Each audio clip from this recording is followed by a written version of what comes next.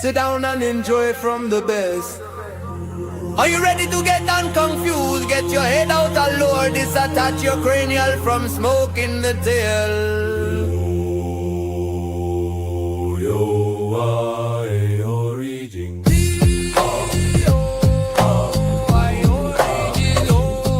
Boy, we ready, we going in. Open up your mind, are you stumped and lose your brain? Let's think, Origin, origin, everything has its start and its end.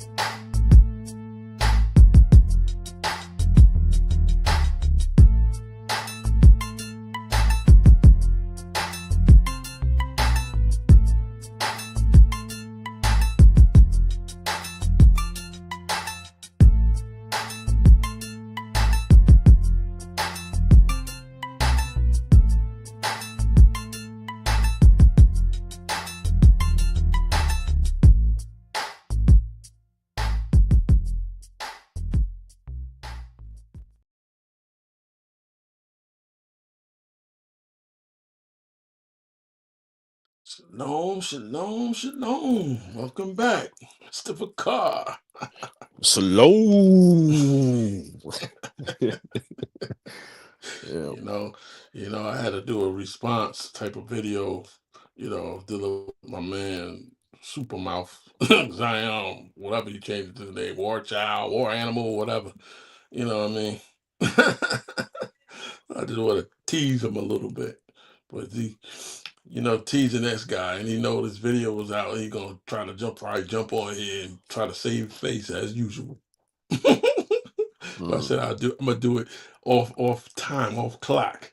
That way I get to at least complete the whole video. Then he can come back if he want to. So what's been going on, brother? It's been like at Hey. least some months. Hey, shalom, shalom to the fam. Shalom to you, sir. Hey, it just been life, Yeah. And a lot of people try to, act like life don't be hidden, but life do hit sometimes. So, that just on a regular, just dealing with jobs and, family time, it could be death in the family, just life. Yeah, But trust me, I understand. mhm. I understand real well. That's what Oh yeah. happened to my brother Alan. He had remember the last time he had lost his aunt, so he took a break, Oh yeah. and I had to finish out, I guess, what you call the season, you know, damn near jamming by myself between you and Big E, and Mhm. we just finished it out. And then I took a break, you know what I mean? Took Right. that break, and then you know what happens when we take a break, right? Yeah, you get a little rusty and tired. Rest the entire, all the other peasants that, when it come out, when, what I'm saying, when we was doing this, suddenly Mhm. they all of a sudden pop up with their new theories, which is really the same old shit over and over and over and over. Mhm. Hey, what's So I that? What's said, that you know old what? saying? What's that old saying when the lion is gone away, the mouse play? Everybody's play. Yeah. That's So, exactly what happened. That's exactly what happened. Like I said, the same old watered down doctrine, and especially with Christianity, they just come back with the same old nonsense. So I said, you know what? I said, I'm gonna start this all over again, but I'm gonna do it from a different perspective. So I thought about it coming from the origins of everything. because you Yeah. deal with it from the origin point of view. You kind of can show even where their beginnings of their bullshit started from. You know what I'm saying? Right. And then plus, it doesn't necessarily always, put us in the class where we just talking specifically the book, Mhm. as far as the Hebrew side of things. We can also use history, archaeology, and anthropology, you know what I'm saying? Science and everything else, Right. which gives me more like options, the audience and they get more involved. You know what I mean? Right. Because everybody don't know that book like that. So best way to do it is make it easy for them to come on. Right. I'm saying I like 100% agree. Cause I you said know this that year will give you more leeway. I got Smash and Idol who's gonna get some leeway. And of course, mhm. Everything Mad Scientist, he's gonna come in Yep, with some shalom some to the fire, fam. you know. Joshua Ben Israel, he's been like hungry and hungry. So when he come on, he gonna give some fire. And I see Yeah. Alan, I done woke him up. So he gonna come back and give some fire too. So That's right. oh, trust me. Trust me. I ain't even looking for nobody to watch this right now. I ain't even advertising, but I'm seeing somebody viewing it. But hopefully it ain't him. And you know who I'm talking about. I want him to watch it, but I don't want him to interrupt it because that's what he does. He comes on, he does little karate kicks and all that junk. Don't really have nothing really Hit you in the significant, head but with the he'll try to mess nunchucks. you up. Yep. I even seen one of his boys, Joshua Ben, what's it, Yara, whatever, he changed his name to something Black Sage. Oh man. Shout out to the other God, it's two, man. But trash. you know, yeah, he need to recheck some things. I'm just gonna say that. Yeah, they keep going on. Mhm. They keep on going on the sanitizer show. You know what I'm saying? Mhm. So that keep embarrassing them. They're like, dude, it's your fault. You're going on Mhm. there with that. I said, way off the wall. Christian nonsense. What do you expect? Mhm. Yeah, I gotta agree with you. But hey, He's real entertaining, but at the same time, you gotta be. I feel like you have to be a season. You have to be a person with a seasoned mind to deal with Sarnetta, because if you're not, and even like on not on anything mixed it, but even his name says like force feed, and if you ain't hmm like I said, in the seasoned mind, he's gonna trick you up easily. of Easily. course, because most of these guys, I ain't gonna lie, they are not really actually prepared. They're more shake baked than anything. You know what I'm saying? They ain't really Right. studied up. They'll learn from wherever somebody like say like I'll come along and put something out. They'll steal from that and not really like Hmm. study it to get to know it, and then they go jump Right. in the gun and go try to use it, and then like he come along Right. and he'll put them on the spot. They look stupid because they Right. don't know what the hell to defend it. That's what it's a Right. shamefulness. You know what I'm saying? And Mhm. or I see them going there and he'll ask something like one of those trap questions, and they instead of them answering it, they'll try to give an alternate, stir up something else. Just answer Mhm. the damn shit, man. Just stop embarrassing, you know, the walk. Just answer it, or just if you don't know something, just say I don't I know. don't know. That's right. Yeah, just I don't know. Cause we don't know it all. We all learning. We Nope. all still students. Some of us, Still all are students. farther along than others. And some of us actually hmm have the real knowledge, and a lot of us is just like you said, going along to get along. Going along to get along, right? Yeah. Well, you can see the title of this one. It's called The Origin of Ethiopian Throne of David Height. All right. Mm. Or is it truth? How people try to infuse the sweet water. You better rattle some beds. Yeah. Oh Well, yeah. I should disclaim this ahead of time. This is won't be nothing against like their religious beliefs and not, Mm. and all their Okay. followings of like say Haile Selassie and all that. Mm. I'm not gonna take nothing away from them, but I damn sure not gonna add, above and beyond, because I did my show the other day about worship. You know what I Mm. mean? And sometimes people worship the person, you know what I'm saying, or Mhm. which is, hey, what's that? What they want to float in their water with? Right. So on that, but so that's the only thing I can say. But it might seem like I'm against like him, but I'm not. I'm just No. against certain things. That's why this is typical. Let me put this on the screen. Matter of fact, all right. It's As you good can to see, the clear that title up it says. beforehand. The title is Origins. All right, Legends, Lore, or Inflated Hype. This will be episode 1, and obviously this particular one is happening to be about the Keeper and the Gas. Mm. I guess you could say, what is the Keeper and the Gas? Well, put it like this: a whole entire doctrine, right? It's pretty much based upon that. You know what I'm saying? And you can go with like the Rasta Safarian belief system. Well, Mm. here we go, right here.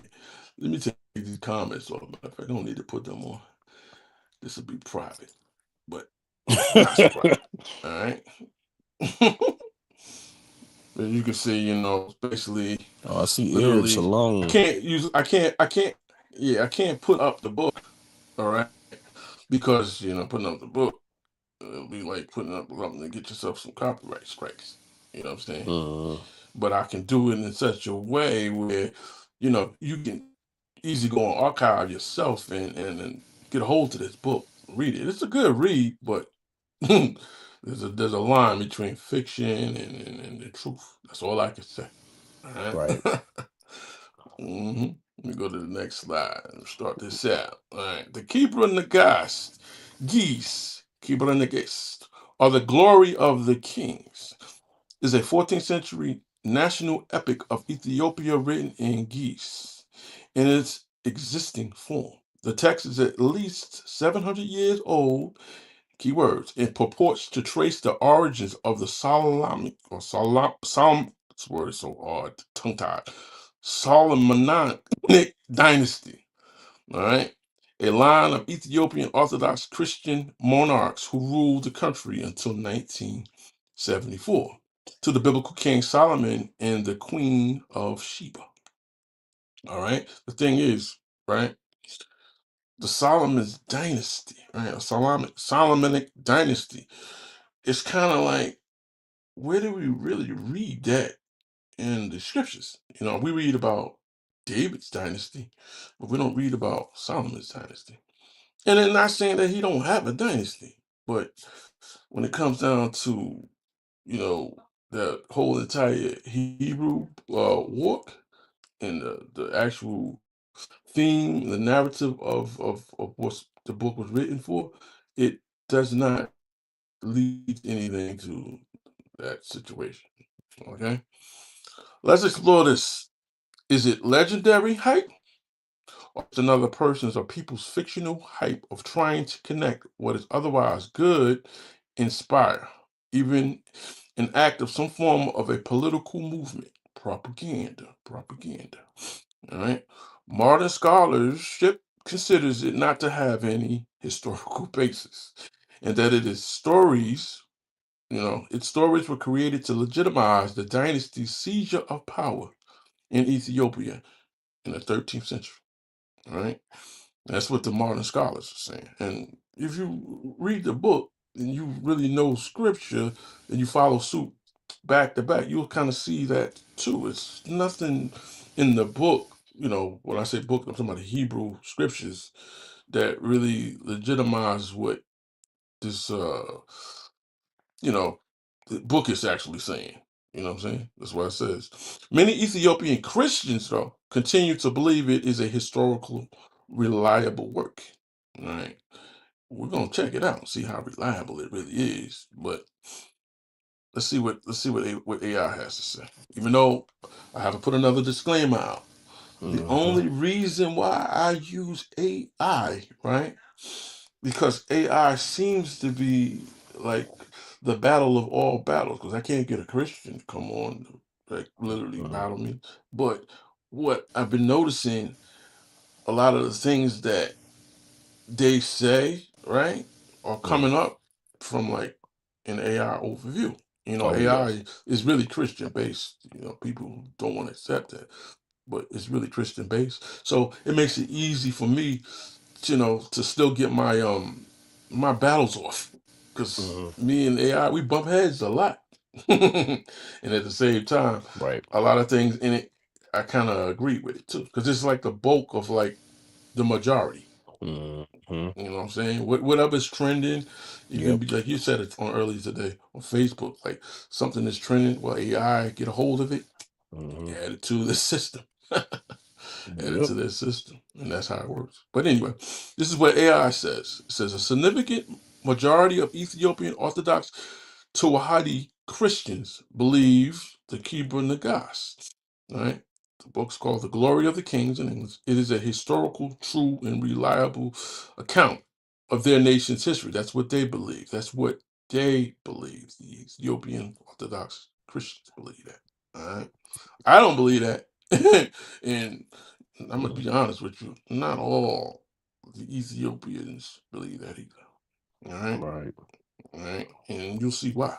All right, whatever left of it is a historical truth level. While exact statistical figures are not available in research, the belief is described as widespread and a cornerstone of the Ethiopian national and religious identity. Let's look at some key aspects and etc., etc. Key aspects of this belief include, now listen closely, because you're gonna catch some things that you would probably say, let me check. Let me find out. You know what I'm saying? All right, key aspects of this belief include national epic and identity. The Kabra Nagast is considered the national epic and vital part of Ethiopian cultural and religious feelings. All right. Many Ethiopians regard it as a holy book and national saga. All right. The Ark of the Covenant. The text narrates, you know, what's written in the text, how the son of King Solomon and the queen of Sheba, Menelik the first, brought the Ark of the Covenant from Jerusalem to Ethiopia. Millions of Ethiopian Christians believe the original ark is housed in the Church of Our Lady Mary of Zion in Exum today. Yeah, I'm sure you've heard that, you know, growing up, that they said to say that the Ark of the Covenant, Ethiopia got Yeah, I have heard that a couple it. times growing up. What we're going to see, was that fairy tale, or that's just how Eric would say it, myth. Hmm. Or if you can't prove something, literally, it's just hearsay, to be honest with you, Yeah. Right. that actually passed on and nobody actually, I guess, contested it. So I guess it's spent on as if it was, you know, true.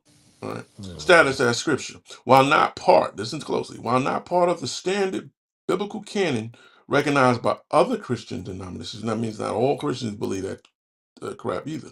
The Kibra Nagas is treated with a reverence comparable to scripture within the Ethiopian Orthodox Church. Now, we have to wonder. They kind of like feed into this as if it's a true book. And sometimes the flavor of the water that you drink kind of, I guess, gets you in such a way, you know, like all things, the feeling like I did my Right. worship video, similar. Modern scholarship view. Modern scholars generally view the text as a 14th century work of fiction. So do I. Fiction. Created to legitimize the Solomonic dynasty claim to divine rule, rather than an accurate historical account. All right? That is true. The belief is deeply embedded in the everyday life and faith of the church's members, who follow several Old Testament traditions, like, say, they observe the Sabbath, you know, they adhere to the dietary laws and all of that stuff, which, you know, that part, you know, it's not so much as a fictional situation, but hey, you throw in some good with the bad. You know what I'm saying? They don't really go out and check the bad. They only see the good, and they consider the whole book as good because they see whatever is good to them at the time. At that time. And like I said, I don't want to offend those that that follow Haile Selassie, because it's not really about that. You know, right? It's not about that. It's not about that at all. You know what I mean? Let me go to the next slide. All right. Although this not denote or designate each and every Ethiopian's belief, it does insinuate it to appear as such. You know, when somebody says the Ethiopian nation and all this and that, they seem to like, I guess, conglomerate. That means that all of those that in Ethiopia believe that. You know what I'm saying? But that's not exactly being truthful. Oh, not to cut you off, but that makes sense now. I Hmm. just I just realized something. So the whole Ethiopian Bible, thing is basically based off of that, the glory of the King and Glory of the Haile King. Selassie. Hmm. That's their what you Wow. call their secondary, because like when I was getting into the little talk with Wow. my brother, man, he wants to try to, I guess, try to say that Rome and the Greeks didn't have no influence on it. So I guess his other path would be this, because there's only two paths. You get what I'm saying? And Right. his other path is to try to utilize this to substitute the fact of his Christianity. Which, listen, like I said, I'm not gonna worry about that, but we're still gonna examine certain things because they still are influenced no matter what. You know what I'm saying? You got Oh yeah. a portion of any of the Roman and Greek book, say the New Testament, inside of your book, and then you try to claim that you haven't been influenced, then you're crazy. You know what I'm saying? Because the Right, New right. Testament, True. we know, was written in Koine Greek, common Greek. So if that's not influence, then what do you call it? You get what I'm saying? Hmm. He can side away all he want to, even with this, but it ain't gonna work, brother. It ain't gonna work. All right. Now look at Beta Israel, the Ethiopian Jews. They have traditions related. Check this out. And similar to that found written within the keeping the gods, but their own origin stories often differ. And I have to say that because I was like, highly studied under Dr. Ben, and he kind of like went more on the Beta Israel side, literally. You know what I'm saying? Because he was great African historian. You have to say that. All right. Right. But a lot of these jokers, like, say, like these sugar coated shake and bakes, like, I don't even like to say his name too much because it's like breaking him in it. They don't know that because they ain't really, you know, studied much, was around many teachers, elders before them. Hmm. And Right. that does play a role. All right? I feel like that. But they Yeah, don't I know feel that. like that's a important role because, like you just expounded, if you're not around elders who got that correct teaching, you're not gonna know. Hmm. And the funny thing, I think, I don't know, maybe a month or so back, I saw, one of the heavy supposed to be leaders of the war. It was on Sanitizer's show. I ain't gonna say his name, but you know who I'm talking about directly. Oh yeah. The mighty. You know what I'm saying? And he was, Hmm. hit with a couple of questions. Other people was on the hit with a couple of questions. Sanitizer, he likes to make him look bad. Saying, Hmm. especially with like questions like this, and he could have easily, if he knew, could have thought like Beta Israel was still in Africa, and they're not just in one place.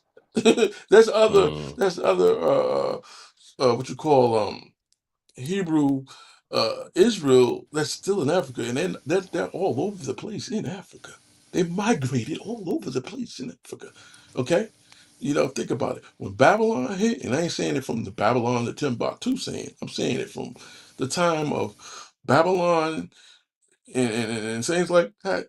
When that was over, some people went their own separate ways. Some even became nomads. You know what I'm saying? Right. I agree.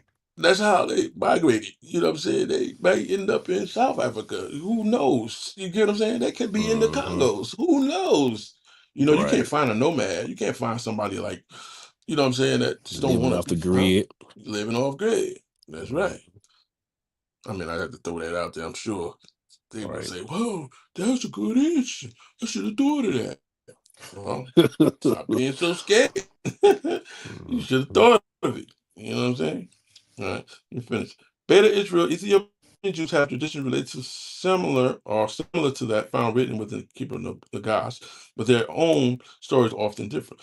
Yes, like I said before, certain things may be like similar when you read this book, but don't take that as just because it's similar that it's based their whole thing is based on this book too, 'cause it's not. All right. So that's might be stuff that we do that's similar to what's written in that book. But it's still at the end of the day, right? It's a fictional book. It's not absolute truth. It contains hype. All right. The keeping of Gods being more central to the Ethiopian Christian history, I have to say, yes. Beta Israel traditions incorporate elements of Menelik, Solomon, and Sheba narrative as their own Jewish lineage, but distinct from the Christian view in their interpretations. All right, and they predating the Solomonic dynasty's glorification to begin with. You know what I'm saying? That would be reflected upon whatever comes up and lines up later on that we see that ends up with Haile Selassie. You know what I'm saying? But we can't really kind of really go off of that because we actually don't really have no biblical proof of say none of that anyway. I mean, he might have been the emperor of such and such, but let's trace out the family line and do we have anything to prove that this exists? And I ain't talking about what you call surface proofing. I'm talking about from Solomon's children. That's what I'm referring to. And the children have to be from Sheba. That's what I'm referring to. You get what I'm saying? And that's where they end up running into a brick wall. And so with Cada. my man. You're running into a brick wall. Predating the Islamic, I hate that word because it's tongue-tying. Dynasty's glorification in the Christian epic. This is a very clear one's idea to glorify King Solomon and at the same time push the entire Christian belief system. You see? You see how they do it? I'm still gonna be a Christian no matter what. I just gonna change my path of how I support my myself. That's what you're doing. Literally. Right? Christian epic. Common synonym for epic includes grand, monumental, heroic, majestic, vast, massive, and impressive. Say some impressive things, some way off the map things, or do some things that's very grand, monumental, heroic, majestic. All right, let's make it epic. All right.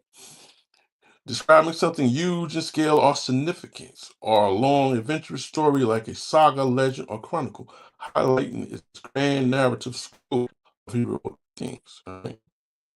You don't have to really go deep into that. It's kind of self-explanatory, right? Basically, what I'm saying is that what that book actually pushes, it gives them that feeling like, oh man, we have somebody now. All right. We have somebody that we can actually put a label on and call our Messiah. You get what I'm Exactly. saying? Exactly. That's all it's about. That's what uh-huh. And then that also keeps their Christianity or Christ insanity flowing. Literally. Yeah, pretty All right. much. For long narrative story now, saga legend crown. Let me skip over a Christian epic. Let's explore other sources that legitimize the claim that Ethiopian Christianity validation confirms in relation to Solomon, right? In Sheba. You know that narrative? Let's see what Warren shit. And I'm gonna tell you off the bat. The real answer is only other sources is of course the Rasta Safari belief. hmm Now the Rastas are like them that in this what? They're connected through let's go. Beyond the keeping of God's validating the Haile Selassie as the Safari belief.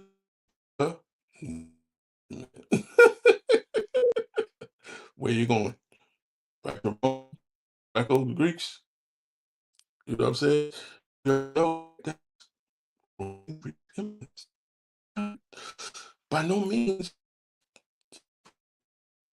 That's not Hebrew. That's nothing to do with each other. So, utilizing them is not really accomplishing anything, especially the book of Revelations. And we all know about that book. All right. His imperial seen as Christ's return, his last lion of Judah, and his divine image as Jah, emphasis was Black Messiah, bringing redemption, with prophecy fulfilling through his life, resistance to fascism, and symbol his title, King of Kings, Lord of Lords. Well, if you are an emperor, which is, you know, that's a high title, literally. He is of Lords, but of what? That of Ethiopia? Yes. Is it over the entire world? Absolutely hell no. So really, doesn't fit that description. But he was, I guess, to their go-to character, as you can say. Right. And it does sound good and great, but it literally does not prove anything.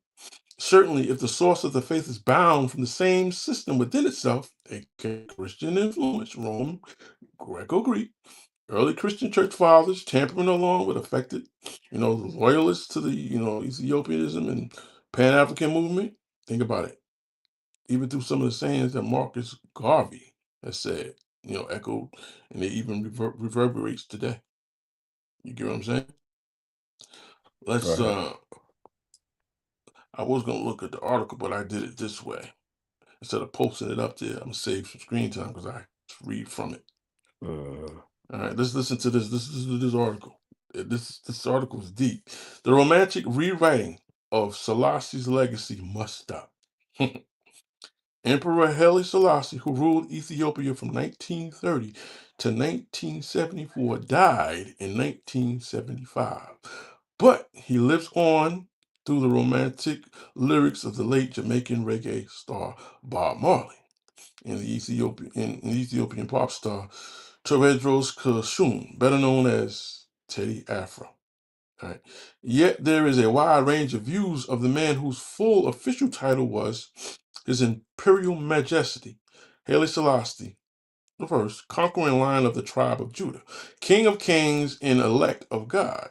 Some remember him as a benevolent ruler who resisted Italian colonization. For others, he is a god. And trust me, some that follow him like he is a god.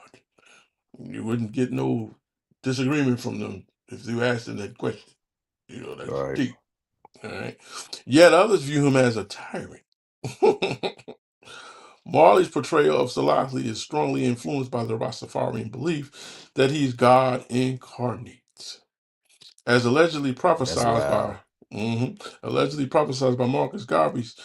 On the other hand, Teddy Afro in Ethiopia is promoting his version of Ethiopian Pan-Africanism, or basically it's like their version of African panism, literally. Okay, Hmm. all right, let's go to the next point. The Kebra Nagast, also known as the Glory of Kings, is the ancient text from which Selassie's mythology stems.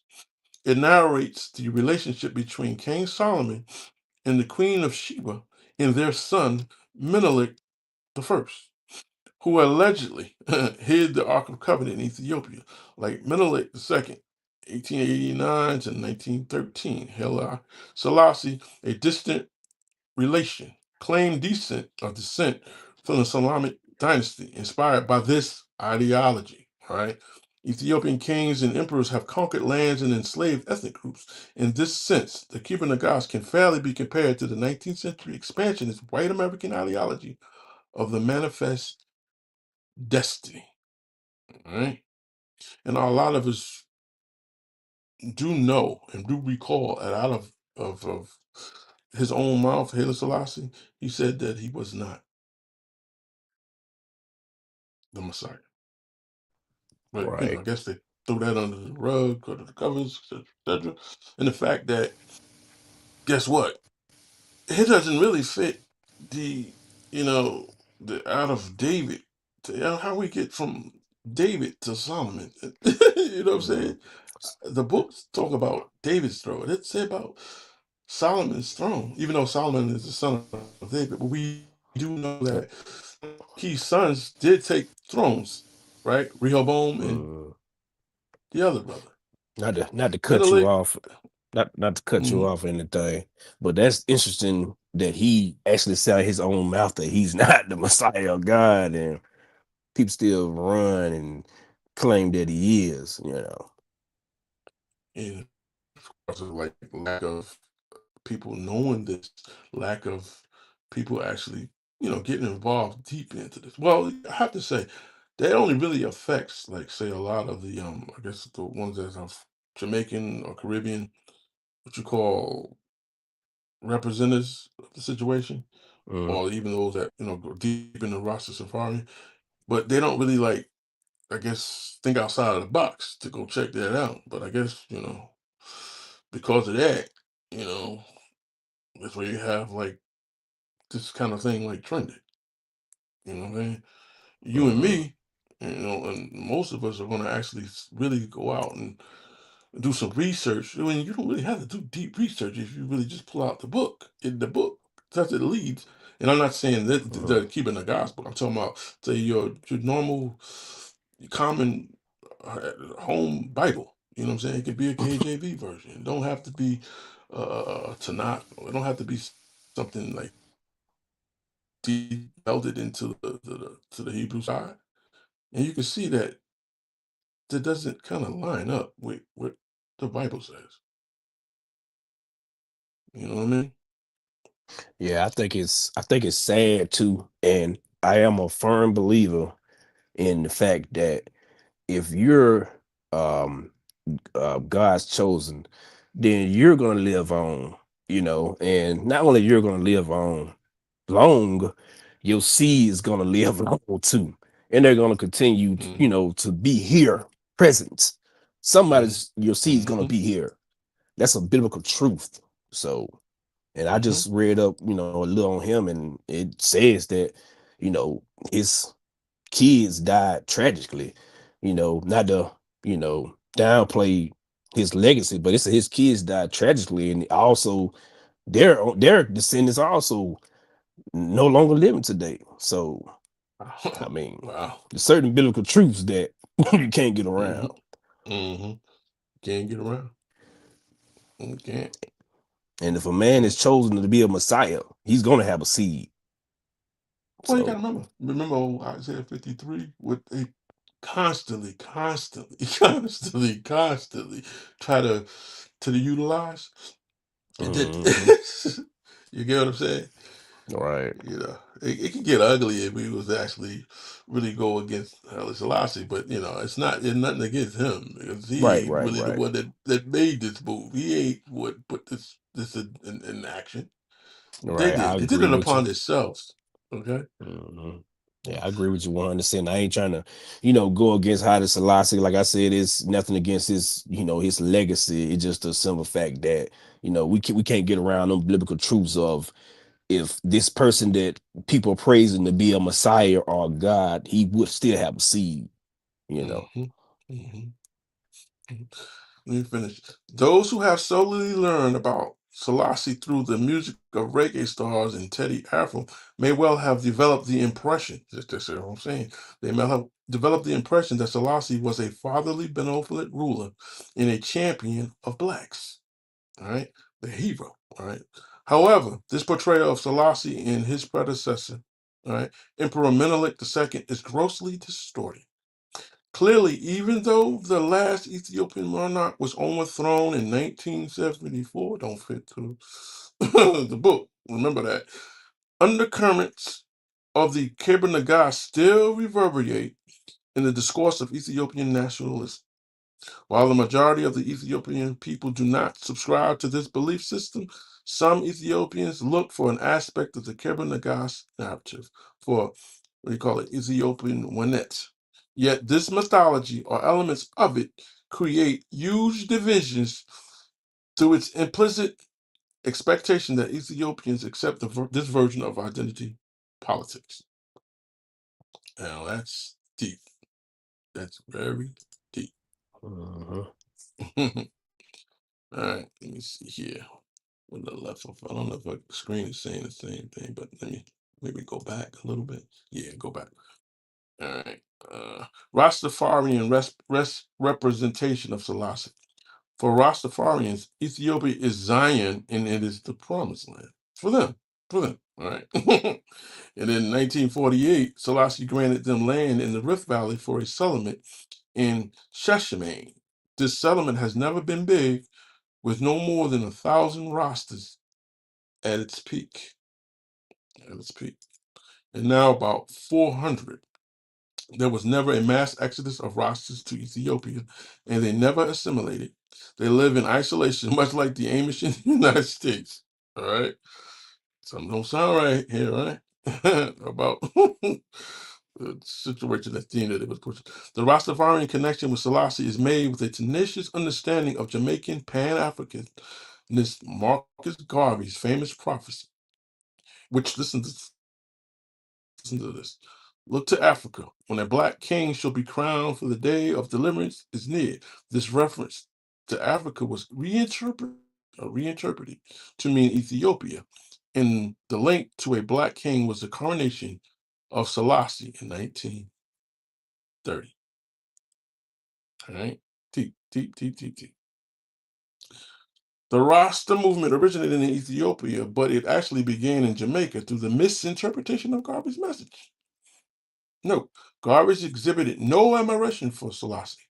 He condemned him as a great coward for fleeing Mussolini's troops in Really? 1935 when Italy invaded Ethiopia. Yep. He also criticized Selassie's practice of slavery, which was not abolished in Ethiopia until when? 1942. In Garvey's own words, I'm going to put them up there on the screen. All right. So read this. It is preferable for the Abyssinian Negroes and the Negroes of the world to work for the restoration and freedom of the country without, okay, work for the restoration and freedom of the country without the assistance of Selassie, because at best he is but a slave master. The Negroes of the Western world, whose forefathers suffered for 300 years under the terrors of slavery, ought to be able to appreciate what freedom means. Surely they cannot feel justified in supporting any system that would hold their brothers in slavery and in another country whilst they are enjoying the benefits of freedom elsewhere. The Africans who are free can also appreciate the position of slaves in Abyssinia and Ethiopia. What right has the emperor to keep slaves when all the democratic sections of the world were free?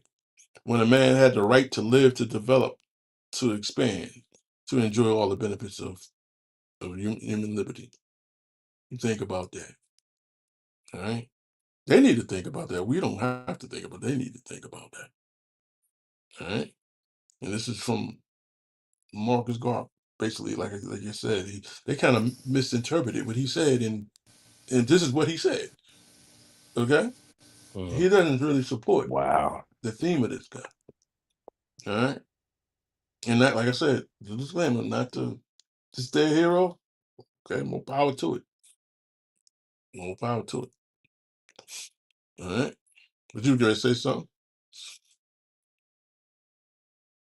I was just I didn't realize that Marcus Garvey said that about him, honestly. Mm-hmm. Mm-hmm. But I really didn't have a comment. I'm kind of reading that what you had on the screen. I'll probably put the that article in the comment section when the video is over. That way you can like Okay. actually you can you get to it, the URL at least, and then you can actually browse it. It's just that I didn't really want to put up the whole entire article. So what I did was took the main part out of it. I mean, this is pretty much the bulk of it anyway. There's nothing different about it. It's just the way it's structured on this. While a Okay. few reggae aficionados realize the wide gulf between Selassie's mythological representation in popular culture and the reality of his tyrannical reign, the perception that Selassie was a proud African and a champion for black is not supported by the facts. He only reluctantly later embraced the Rastafarians because he understood their public relations value for his cult of personality. Some of his dedicated followers would be dismayed to learn that Selassie's favored not his own people, but the French or the Europeans and Americans who are routinely invited to his lavish parties in his palace. His overthrow in 1974 and subsequent death caused a crisis of faith in Jamaica among the followers of the Rastafarian faith. Wow. They're Messiah, though, right? And it's supposed to be the way the Messiah comes, and it comes through something. And I guess side story that would mean like there's no Hezekiah, there's no Josiah, you know what I'm saying? And then the final situation that we get, I'll talk about it in another thing. He bypasses all of them, right? Right. He bypasses even the people, a remnant today, the house of David. He bypasses all of that. I mean, like, really? I think you explained it good when you said that the whole entire thing is people just want somebody to worship because it's in them to want to worship an idol or a man instead of the Most High, and often they find exactly who they want to worship, Mhm. so I'm gonna skip to a couple of pages of that article and read something else, and then we're gonna move on. Let me go back. Here, right here. I know Historical somebody showing accounts of great the restraint. reign. Yeah, historical accounts of the reign of Menelik II shows him as contemptuous of blackness, an expansionist, and an enslaver and cruel. As a case in point, Eritreans made important, though a little acknowledged, contribution to the Ethiopian victory over the Italian colonizers in Adwa in 1896 by gathering crucial intelligence on the Italian war strategy. Well, like I said, the article I'll post it to be able to really look at it, but it basically does not really, I guess, help that cause that they use. Matter of fact, it's the article there. You can see it on the screen, but it'd be better off if I put it in the comment. That way you can just go directly to it. Man, we have 48 minutes already. Oh yeah, they're learning get interesting. Time goes fast. Well, let me speed this because I don't want to have to do a part two of this particular. But lastly, let's look at the scriptures themselves and see what we know. However, like I said, let me disclaim this.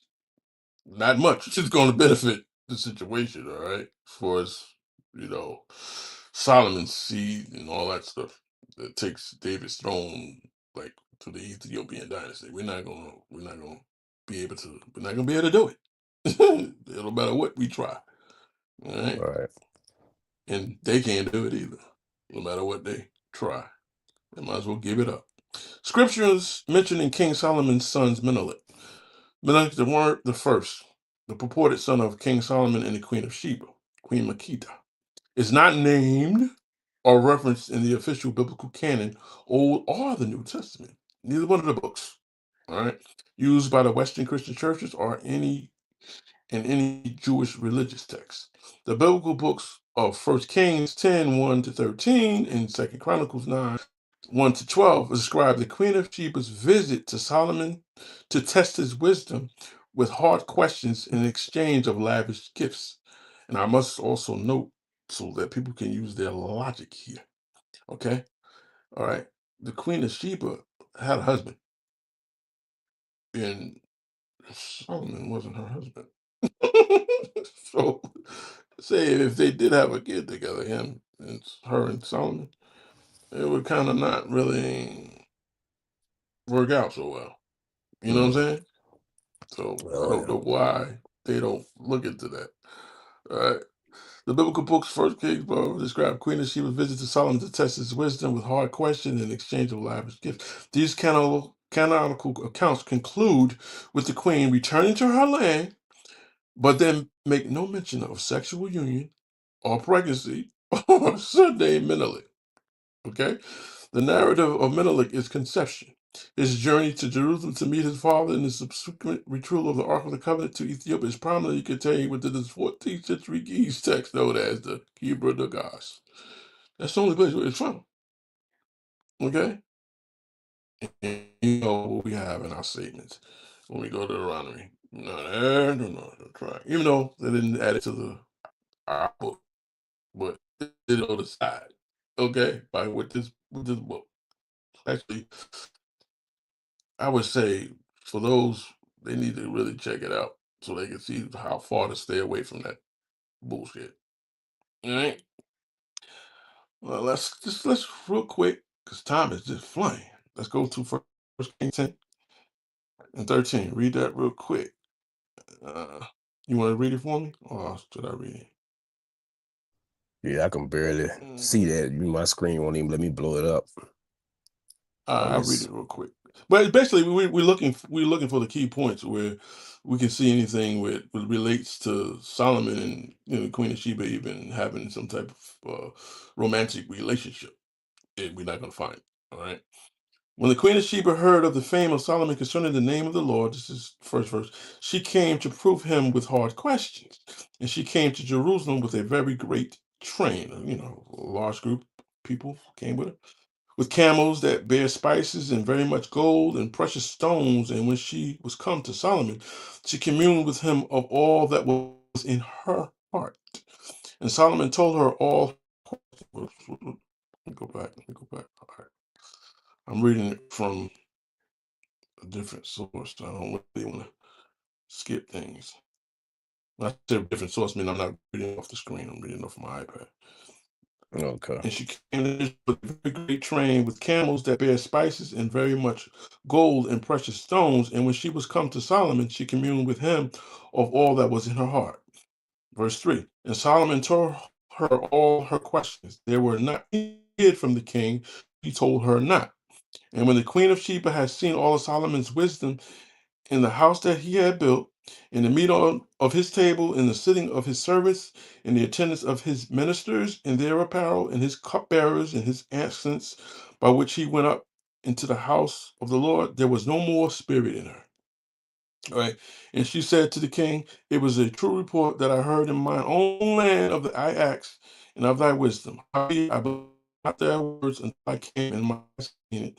And behold, the half was not told to me thy wisdom and to the fame which I have heard. To the 8th verse. Happy are thy men, happy are these thy servants, which stand continually before thee, and that hear thy wisdom. Blessed be the Lord thy God, which delighteth in thee to set thee on the throne of Israel, because the Lord loved Israel forever. Therefore made he thee king to do judgment and justice. And she gave the king 120 talents of gold and of spices, very great store, and precious stones. There came no more such abundance of spices as these which the queen of Sheba gave to King Solomon. And the navy also of Hiram that brought old gold. Bottom line of it is, I'm going to read pretty much the last verse. And the king Solomon gave unto the queen of Sheba all her desire, whatsoever she asked, besides that which Solomon gave her of his royal bounties. So she turned and went to her own country, she and her servants. Do we see any indicator there of any type of sexual relationship whatsoever in this case? No, it's not just a exchange of gifts. Mm-hmm. And I tried. I Exactly. look hard at it too. I still don't see it, man. I still don't see it. All right. Let's say no mention whatsoever of any Solomon and the Queen of Sheba having any son connection whatsoever. All right, even AI says the same thing. 2 Chronicles 9, 1 and 12 describes the visit of the Queen of Sheba, who came to test King Solomon with hard questions due to his fame, bringing lavish gifts of gold, spices, and jewels. She was amazed by his wisdom, vast wealth, magnificent palace, and the Lord's house, declaring his wisdom exceeds all reports. Solomon gave her everything she died before she returned home. So I don't really literally have to really read 2 Chronicles 9 to 1 to 12. You can read that and witness that. There's nothing there at all, right? And there ain't going to be nothing there at all to substantiate, to even give you an idea to come up with this situation. You know what I'm saying? There's nothing there. Nothing. All right, absolutely nothing. All right. The Queen of Sheba at that time of King Solomon is a legendary figure. All right, famously known from the Bible, First Kings, and obviously the Quran tries to go with it too. Well, the Quran is not even that much old. You know what I'm saying? The Right. main thing, the main purpose is we must find something in the book that we must go by, like that Hebrew book. I give them any version they want to pick. None of it's going to support that idea.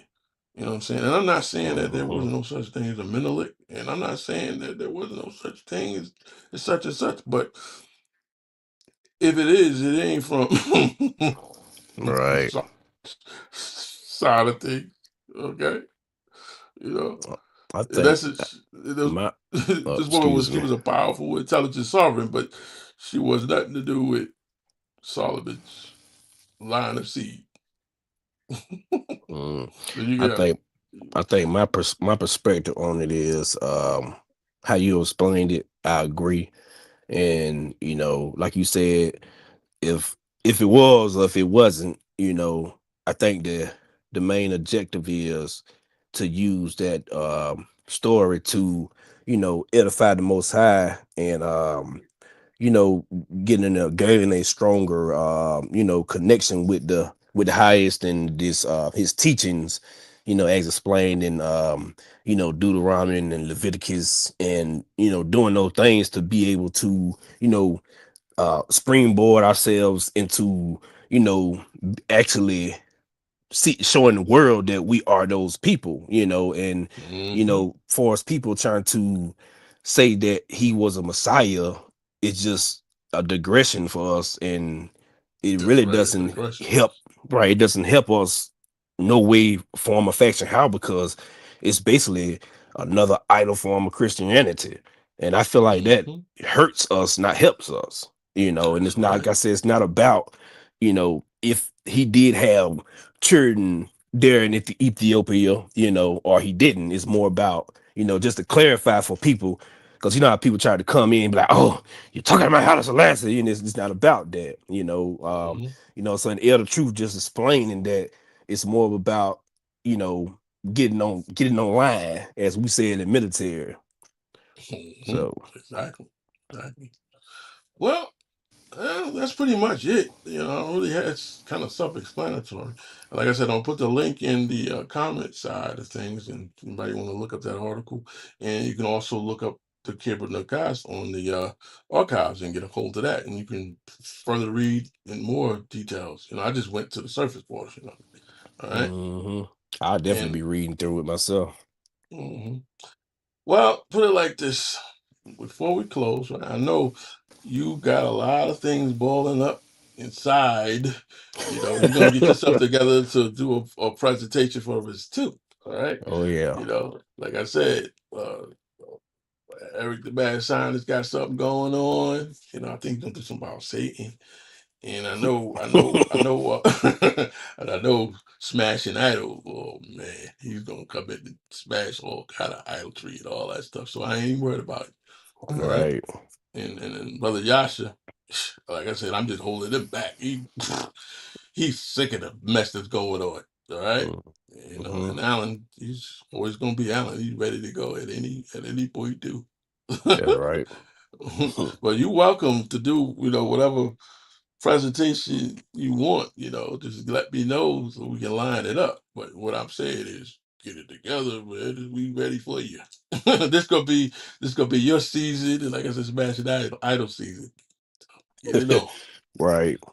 Hmm. And there ain't nobody gonna come against you. Don't have to worry about that. 'Cause DOA, we are DOA, and we ain't gonna play that. Yeah, I wouldn't even be worried if they did. It just better come ready if they do. That's what I'm gonna say. You know. Mhm. Yeah. But I'm gonna Uh, read this. I'm gonna read this Bible verse for you. Do cut it off. Psalms 92, 12, 14. Hold on. Let me stop these pups. mhm. Yeah, Psalms, man. My boxer, man. He ferocious. Way. Psalms 92, 12, 14. They shall bear fruit in old age. They are ever full of sap and green. Wait, I think I'm reading the wrong one. Hold up. That's my bad. I read the wrong one. But anyway, I'm just gonna go from here. Proverbs 16:31. The gray hair is a crown of glory. It is gained in a righteous life. It basically means you living long and you're gonna gain that wisdom as you live. It's not about just microwave type TV dinners. Everybody doesn't know it. It takes time, Shake and it back. yeah, second bait. remember pit going bazongas in there. And it's about being around elders like you to get that knowledge and just being patient and listening and learning. So, because I know people try to come in and be like, oh, it's an echo chamber, and it's not. It's me on stage, learning from one of the elders and others, to be able to, step in you all's shoes once y'all pass the baton. So, Man, I'm that's ready to all I start wanted to passing say. it soon, brother. I'm Right. ready to pass it. Don't worry. Don't worry. Yeah.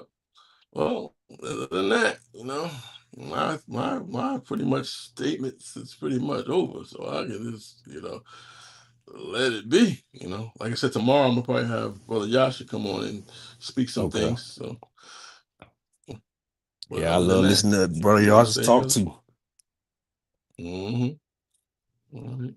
Well, I can say my piece and you can take it out. Yep. Hey, shalom. Peace.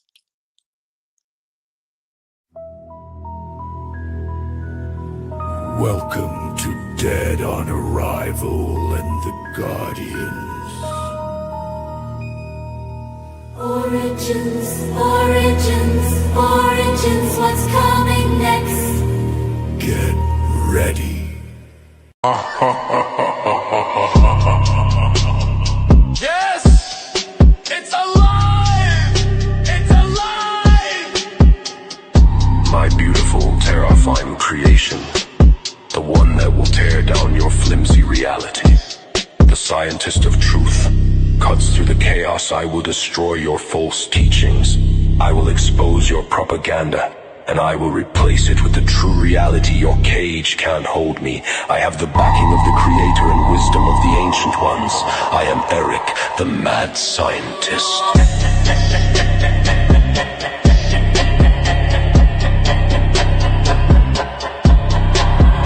The scientist of truth.